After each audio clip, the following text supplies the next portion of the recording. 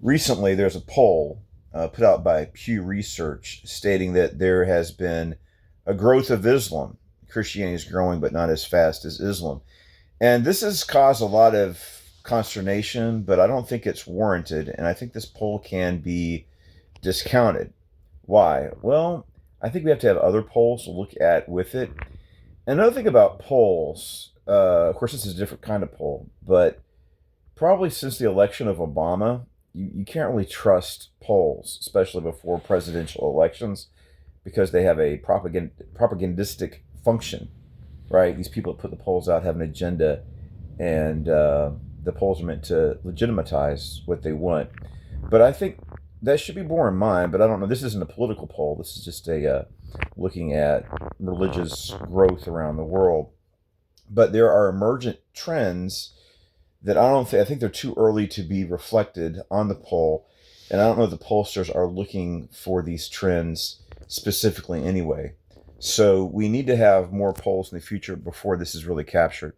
So the two things I want to talk about is like the emergence of well, we had this Billy Carson Wes Huff interview that really made Christian apologetics kind of go mainstream, and then this Wes Huff goes on the Joe Rogan show, and we see Christian archaeology, manuscript studies like that, and apologetics with a professor kind of going mainstream. A lot of people probably haven't seen this.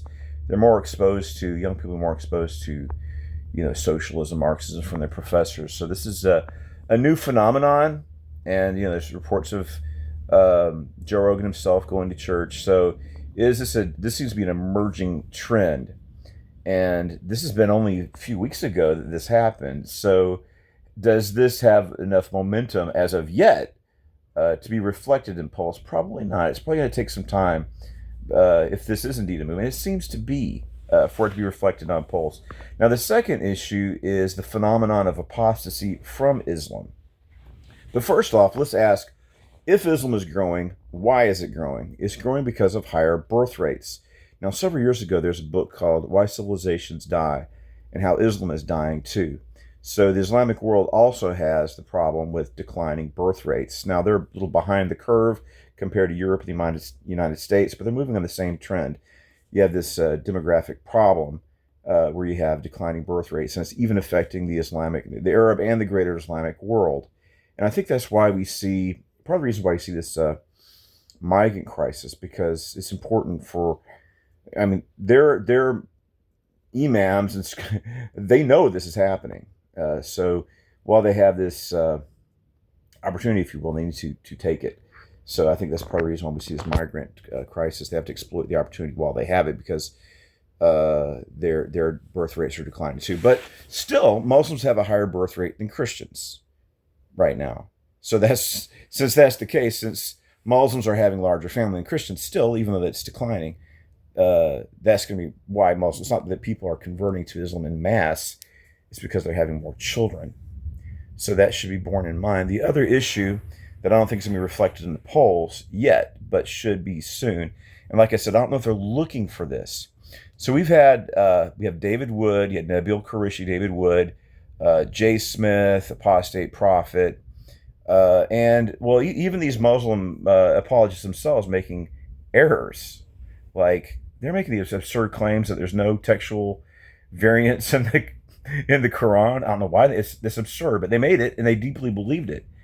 And you had this, Muhammad Hijab goes and talks to Yasser Qadi, and I have to admit that there is no perfect preservation of the Quran. There are several different versions of the Quran. There's not one standard Quran, which, if you understand anything about manuscript transmission and scribes, you can understand that that's inevitable. You can't have a book that's transcribed by hand by scribes for over 1,400 years and not have textual variants. And of course they do. And of course, they also found this Sanaa manuscript, one of the oldest Qurans, which belongs to a different manuscript tradition, a suppressed tradition. So the thing is, Muslims have not been exposed to apologetics. In the West, polls reflect that 1 in 4 Muslims are leaving Islam. And there's been anonymous polls in Iran showing the rise of secularism of Christianity and even returned to the old Persian religion of Zoroastrianism. So the mullahs have kind of discredited themselves, and in doing so, and ISIS too, they have discredited Islam. So you have a phenomenon of people becoming atheist, agnostic, secular, non-religious, even in Muslim countries. But it's not safe to express, Iran, even though this is the attitudes discovered in anonymous polls. My understanding, anonymous scientific polls. But you could still be executed for apostasy in Iran and Saudi Arabia, even in countries that are not Sharia law, like Egypt. I mean, the government, it's not as bad. We have a more moderate regime in Egypt, but under Hosni Mubarak, I wouldn't be surprised if someone gets arrested for leaving Islam. I haven't heard those things happening now, but it's happened before, and those attitudes are there. So the state doesn't go in after you. You still have friends and families or people in the community who could target you and possibly kill you. I was looking at this article recently about Erdogan in Turkey, and Erdogan's like, he's an Islamic fanatic, and he thinks, well, the young people are going to be with me, and this is it. I wonder if he's sincere. He could be, but it could just be a power ploy. It could be in his idea. Well, there's this rise of, I'm going to ride this tide of radical Islam to power and control. And since this is, he thinks, but the poll said that you have declining religiosity among Turkish youth, which was Erdogan's power base. So his power base is diminishing. But how do you measure that in a scientific poll? First, are you looking, I mean, if you're going to ask their religion, even a nominal or secular Muslim or agnostic, they're going to say they're Muslim. How do you track the decline in religiosity and even apostasy? Which, it'd be dangerous to admit that. You could get arrested or killed. So, but this is also a recent phenomenon. And, David Wood talks about, a lot of Muslim mullahs are talking about, the avalanche of apostasy. But it's not only a phenomenon in the West. This is something affecting the entire Muslim world. And these anti-Muslim apologists and polemicists, they're saying, this is something Islam, they've been able to suppress dissent. You can't engage in apologetics. But now, with the internet and global connection, people can they can engage in apologetics, anti-Muslim apologetics. It's having an effect.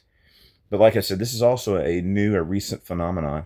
These mullahs have only been talking about it. Well, they see it. These mullahs talk about it. It's like I see every day. I'm talking to people about their kids leaving Islam. So this has been going on for mostly in Western countries for probably the past 5 to 7 years. So I don't know that this poll is tracking these emergent trends. So since these are recent trends and they're not tracking, they're probably not even thinking about these issues. They're probably not informed about these issues. And how do you track that anyway? So I think that this poll can be discounted. The way I look at it is like, just say, there's a struggle going on. We don't know how it's going to turn out. So say, you're at a friend's house, and just say you never saw a Rocky movie before, right?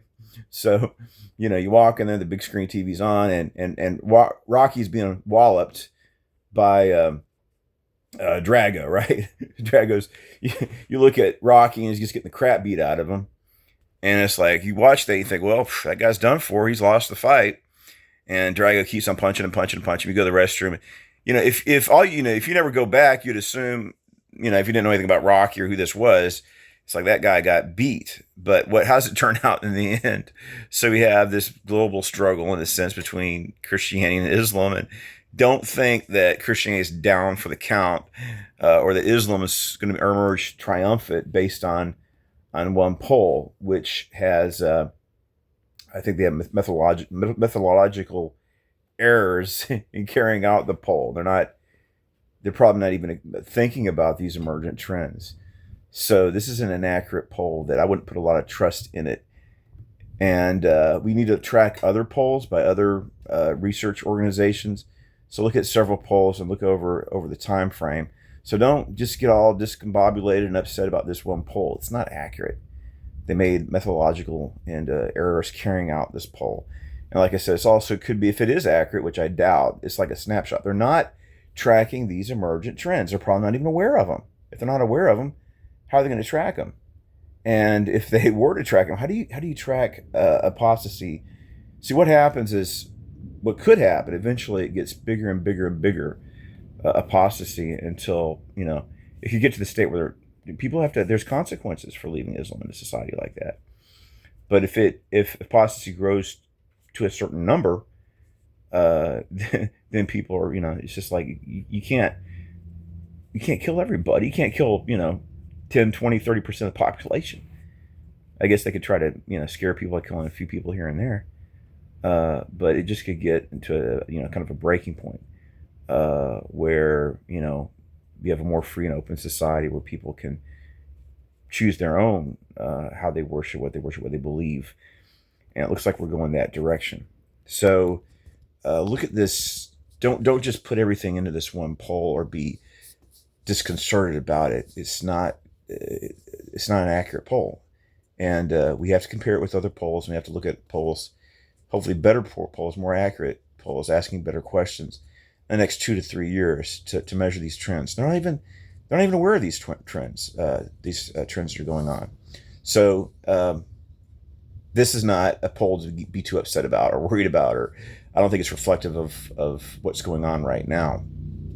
So, like I said, just because they're having more kids, look at what they're saying. This wasn't me. This is a news report. In Erdogan's Turkey, he thought, well, I'm gonna stay in power because I have this base of religious youth. Well, youth aren't that religious anymore.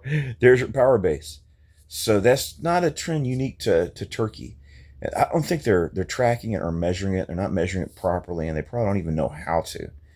And like I said, there's consequences. There's legal, social and cultural consequences to leaving Islam. So if that's happening, like I said, it could get to the breaking point, right? But we're not there yet. It's going to take a few years, I think. So that's my observation about this poll. I don't think it's reflective of what's really going on. It's not measuring current trends.